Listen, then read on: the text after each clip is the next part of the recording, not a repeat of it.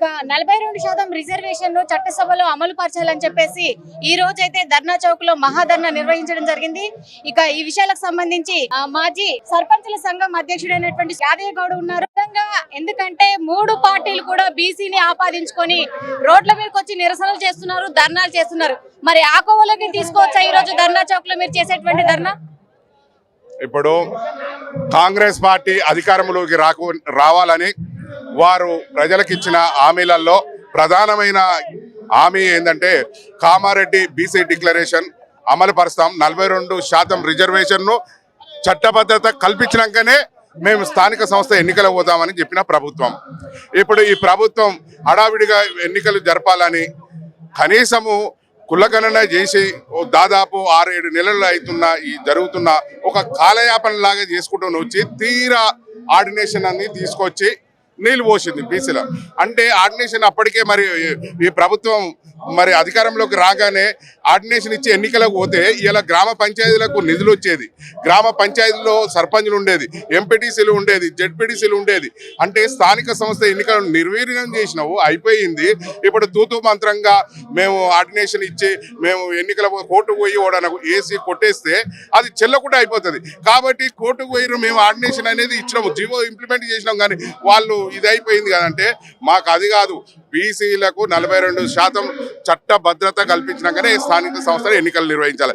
చట్టభద్రత కూడా ఏ విధంగా ఉంటుందంటే కేంద్రం నుంచి ఆ కేంద్ర ప్రభుత్వం పార్లమెంట్లో ఆమోదించి రాష్ట్రపతి ఆమోదం పొందినాకనే అది చెల్లుబాటు అవుతుంది రిజర్వేషన్. కానీ అలా లేకుండా రాష్ట్రమే ఇండివిజువల్గా ఇచ్చేస్తే ఇప్పటికీ మా సర్పంచ్లో కూడా బిల్లులు ఇవ్వక 18 నెలలు అవుతుంది. మా సర్పంచ్లో అనేక మంది ఆత్మహత్యలు చేసుకున్నారు, చనిపోయారు. అయినా కానీ మేము ఓపిక పట్టుకునేది ఏందో తెలుసా, బీసీలకు 42% రిజర్వేషన్ల కోసం కులగణన చేసింది కేంద్రం, ఏమో కులగణన జనగణన చేసినామని వాళ్ళు చెప్తున్నారు. ఈ అంతా ఒక కాలయాపన చేసుకుంటూ వచ్చి ఇప్పటిదాకా స్థానిక సంస్థ ఎన్నికలు పెట్టలే. ఎన్నికలు పెట్టాలని హైకోర్టు ఆర్డర్ వేసింది. మీరు 3 నెలల్లో ఎన్నికలు పెట్టకపోతే పాత సర్పంచ్లను కొనసాగిస్తామన్నారు. అంటే కొనసాగిస్తామంటే ఈ ప్రభుత్వం ఎక్కడ ఇజ్జత్ పోతుందో అని హడావిడిగా ఆర్డినేషన్ పాస్ చేస్తున్నాం అని చెప్పి ఎన్నికలకు పోతామని చెప్తారు. ఆర్డినేషన్ గిడినేషన్ మాకు నైజాంతా, మాకు కావాల్సింది పక్కా చట్టబద్ధత రిజర్వేషన్ కల్పించి స్థానిక సంస్థల ఎన్నికలు పోవాలి. స్థానిక ప్రజాప్రతినిధులకు ఇప్పటికే పెండింగ్ లో ఉన్న బిల్లులు కూడా వెంటనే రిలీజ్ చేసి స్థానిక సంస్థ ఎన్నికలు నిర్వహించారు. మీరు సర్పంచుల అధ్యక్షుడిగా ఉన్నారు రాష్ట్రం తరఫున, అంటే ఇప్పటి వరకు దాదాపు 18 నెలలు అవుతుంది కాంగ్రెస్ ప్రభుత్వం ఏర్పడి. మరి సర్పంచులు చాలా మంది కొంతమంది అప్పులు చేసి గ్రామాల్లో పారిశుద్ధ్యానికి సంబంధించి కావచ్చు తదితర పనులు చేస్తున్నారు. మరి వాళ్ళ నుంచి మీరు ఎట్లాంటి ఒత్తిడిని ఎదుర్కొంటున్నారు? మేము ఈ ప్రభుత్వం వచ్చిన సంధి 18 నెలల సంధి మేము ముఖ్యమంత్రి గారిని 3 సార్లు కలిసినాం, వినతి పత్రాలు మా బిల్లులు చెల్లించామని. అదేవిధంగా పంచాయతీరాజ్ మినిస్టర్ 5 సార్లు కలిసినాం, ఎమ్మెల్యేలు కలిసినాం, పంచాయతీరాజ్ సంబంధించిన అందరూ ఎంపీడీఓల కానించాలి మొదలు పెట్టుకునే జిల్లా కలెక్టర్ కమిషనర్ వరకు కలిసినాం. అనేక సార్లు మొరపెట్టుకున్నా ఈ ప్రభుత్వం పట్టించుకోవట్లేదని రాష్ట్ర గవర్నర్ గారికి కూడా వినతి పత్రం అందజేసినాం, మా బాధ చెప్పుకున్నాం. ఇప్పటికీ ఈ రాష్ట్రంలో అనేక మంది సర్పంచులు చచ్చిపోతున్నారు, మా బాధ పట్టించుకోండి.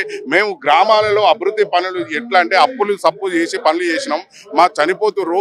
మేము అన్ని గత ప్రభుత్వంలో మేము అవార్డులు తీసుకుంటే ఈ ప్రభుత్వం రాగానే మా సావులు చూడవలసిన పరిస్థితి వస్తుంది. అయితే మేము ఇప్పటికి అడుగుతున్నాం, మేము ఏం పాపం చేసినాం? మేము సర్పంచ్లు అనేది ఒక ఇండివిజువల్ పదవి, మాకు ఎలాంటి పార్టీ గుర్తు లేకుండా గెలిచింది, మాకు ఎలాంటి ప్రభుత్వాలు ఆదేశాల ప్రకారమే మేము పనిచేస్తాం. ఆ పని చేసిన బిల్లులే న్యాయపరంగా ఇవ్వమని అడుగుతున్నాం. కానీ మేము గతంలో మీరు బీఆర్ఎస్ పార్టీ అధికారంలో ఉన్నది మేము పని చేసిన వాళ్ళమని ఒక కక్ష సాధింపు చర్యకు ఈ నల్లగొండ జిల్లాకు సంబంధించిన ఒక సర్పంచ్ ఇది. కనీసం ఇప్పుడు కాంగ్రెస్ ప్రభుత్వం అధికారంలోకి వచ్చింది, గత ప్రభుత్వంలో ఈయన పనిచేసింది కానీ ఈయన బిల్లు ఇవ్వకుండా ఆపిండు. ఆ బిల్లు ఎందుకు ఇవ్వనే పోతే కోర్టుకు పోయి అది కలెక్టర్ గారి దగ్గరికి పోతే ఏమీ లేదు, అంతా క్లియర్ గానే పనిచేసిండు, నీతి నిజాయితీగా చేసిండు, కరెక్ట్ గా ఎంపీ ఉన్నది. అయినా కానీ అలాంటి బిల్లులు ఇవ్వకుండా ఒక కక్ష సాధింపు చర్య ఈ కాంగ్రెస్ ప్రభుత్వం అలా చేస్తుంది. ఈ ఎన్నికలు గనక అందరూ అడ్డుకుంటే మేము ఖచ్చితంగా ప్రభుత్వం నుంచి అధికారులను నియమించేటువంటి అవకాశాలు లేకపోలేదు అని చెప్పేసి కొంత ఆలోచన చేస్తున్నటువంటి సిచ్యువేషన్ ఉంది. దీన్ని ఏ విధంగా ఎదుర్కొంటారు మీరు?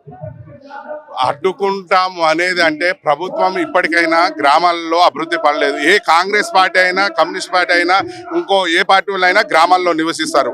గ్రామంలో ఇప్పటికీ అక్కడ ఏంది అపరిశుభ్రత, ట్రాక్టర్ చెత్త చెదారం కూడా సేకరించే పరిస్థితి ఉన్నది. అంటే గ్రామ పంచాయతీ పరిపాలన పడికేసింది అనేది ప్రజలకు కనపడుతుంది. కాబట్టి ఇప్పటికీ మేము అడుగుతున్నది, స్థానిక సంస్థల ఎన్నికలు పెట్టి నువ్వు ఎన్నికలు పెట్టే ముందు మా బిల్లులు క్లియర్ చేయమంటున్నావు.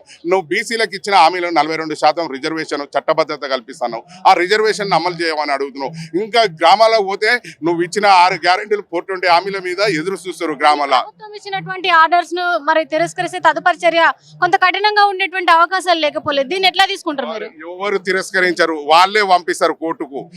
వేరే క్యాస్ట్ అని ఇచ్చి పంపించి కోర్టులో వేయర్రి. ఆ 42% వాళ్ళకి ఎట్లా ఇవ్వాలి, బీసీలకు ఎక్కువ అవుతున్నది అనే దాని మీద వాళ్ళే ఇది చేస్తారు. దేశంలో ఏ రాష్ట్రంలో కూడా ఆర్డినెన్స్ జీవోలు అనేది నిలవలేదు. జీవోలు అనేది హైకోర్టు పోతే కొట్టేస్తున్నారు. కాబట్టి చట్టభద్రత కల్పించే నువ్వు చట్టం చేసి మాకు జీవో ఇంప్లిమెంట్ చేయాలి. 42% రిజర్వేషన్ న్యాయపరంగా అడుగుతున్నాం. ఇలా బీసీలలో అన్ని కులాలు 96 కులాలు వచ్చారు. మాకు ఏ వాటా ఏ ప్రజల ఇప్పుడు ఏ కులానికి ఎంత చెందిన వాళ్ళు ఉన్నారు అనే లెక్కలు తీసి ఎప్పుడో చూపెట్టాలి. కులకరణ చేసిర్రు, మరి లెక్కలు కూడా సరిగ్గా చేయని పరిస్థితులు ఉన్నది. మరి పూర్తి స్థాయిలో అలాంటి పరిస్థితిలో ఈ ప్రభుత్వం ఉన్నది. కాబట్టి ఇది ప్రజాప్రభుత్వం అంటారు, ప్రజాపాలన అంటారు. కానీ ప్రజలను అనేక రకాలుగా ఇబ్బందులు పడుతూ, ప్రజల్ని హింసిస్తూ అనేక రకాల ఇబ్బంది పెడుతున్నారు. గ్రామాల వరకు పోతే కళ్యాణ లక్ష్యంతో పాటు 1,16,000తో పాటు తులం బంగారం ఇస్తున్నారు, ఇయ్యలేదు. చదువుకున్న విద్యార్థులకు స్కూటీలు ఇస్తామన్నారు, ఇయ్యలేదు. రైతులకు 15,000 రైతు బంధు ఉంటే 10,000 రైతు బంధు ఉంటే నేను 15,000 ఇస్తున్నావు, అవి 2 పంటలే ఎగగొట్టినావు. ఇట్లాంటి రుణమాఫీ అందరికీ పూర్తి స్థాయిలో చేయలేవు. ఇలాంటివి చూసుకుంటూ పోతే ఎన్నో ఉన్నాయి ఈ కాంగ్రెస్ ప్రభుత్వం పైన.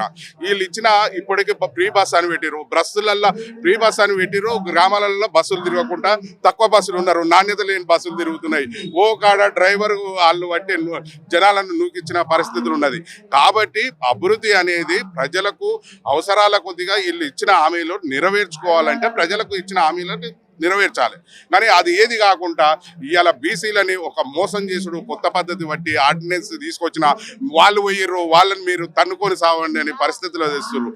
కాబట్టి ఇది నిజమైంది కాదు. మాకు చట్టబద్ధత కల్పించే బీసీలకు 42% రిజర్వేషన్ అమలు పరచాలని ఇవాళ ఇందిరా పార్క్ కాడ స్వచ్ఛందంగా వీడికి మేము ఎవరికి పైసలు ఇచ్చి పిలిపించుకోలేదు. మేము ఒక పిలుపు స్టేట్మెంట్ ఇచ్చినాం, బీసీ ప్రజాప్రతినిధుల వేదిక అని.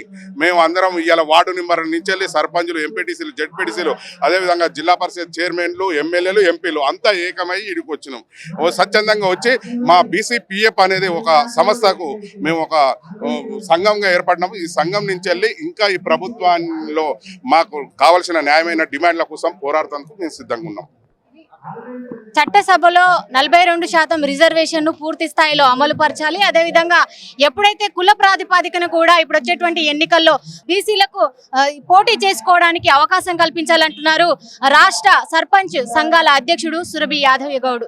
వీడియో జర్నలిస్ట్ రంజిత్తో రాణి, మహాధర్నా.